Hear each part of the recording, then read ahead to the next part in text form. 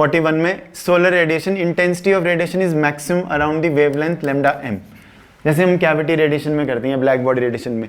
Are is the radius of the sun, C is the speed of light, vacuum में दी होगी the mass lost by sun per unit time is proportional to, तो ये कह रहे हैं कि mass lost by the sun.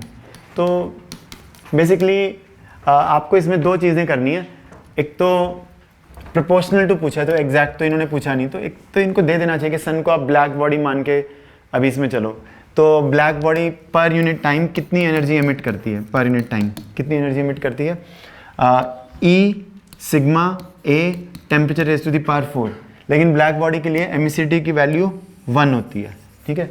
Sigma तो आएगा ही आएगा, वो तो कांस्टेंट है। तो एरिया ऑफ सन इसमें हम रख देंगे 4 पाई आर स्क्वायर, और टेम्परेचर ऑफ द सन इसमें दिया हुआ है कहीं, नहीं दिया हुआ, तो temperature raise to the power 4। अब इन्होंने कहा है कि पर यूनिट टाइम कितना मास लूज होगा, नहीं, तो बेसिकली सन में एनर्जी कैसे प्रोड्यूस हो रही है, सन में कोई केमिकल रिएक्शन नहीं हो रहा। अब केमिकल रिएक्शन में तो मास डिफेक्ट बहुत ही कम होता है, ठीक है। अब E is equal to M C square, ये इक्वेशन हमें यूज़ करनी है, तो इसको हम इस फॉर्म में कर सकते हैं। अगर डी एम मास एनर्जी में कन्वर्ट होता है सन में, तो डी अमाउंट ऑफ एनर्जी निकलती है। अब D upon D T is equal to D M upon D T, मतलब this is the mass per unit time which is being converted to energy, ठीक है। और ये कितनी वैल्यू है, sigma 4 pi R to the power 4 T to the power 4।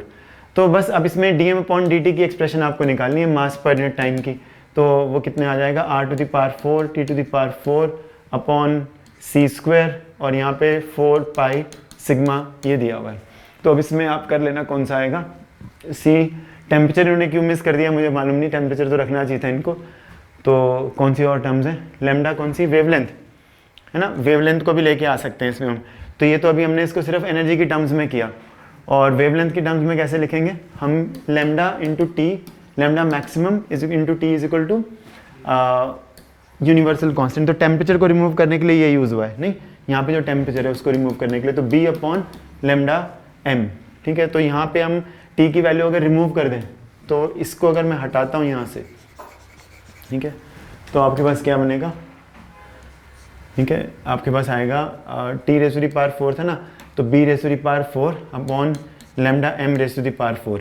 अब ये तो पूरा कांस्टेंट हो गया ना, तो आपके पास आया R to the power 4 upon lambda M to the power 4 कौन से वाले पार्ट में है, ठीक है, और आर टू द पावर 4 आएगा ना यहाँ पे, 4 पाई आर स्क्वायर नहीं होना चाहिए एरिया, यहाँ पे हमने कैसे कर दिया इसको, कि हम बोल कुछ और रहे थे और लिख कुछ और रहे थे, ऐसा था क्या, ठीक है। 4 पाई आर स्क्वायर होना चाहिए, नहीं होना चाहिए, 4 पाई आर स्क्वायर, ये area of the sun 4 pi R square. तो R square upon C square lambda raise to the power 4 किस में है, R square upon C square lambda raise to the power 4 इसमें है ना, ए पार्ट में, ये आ जाएगा।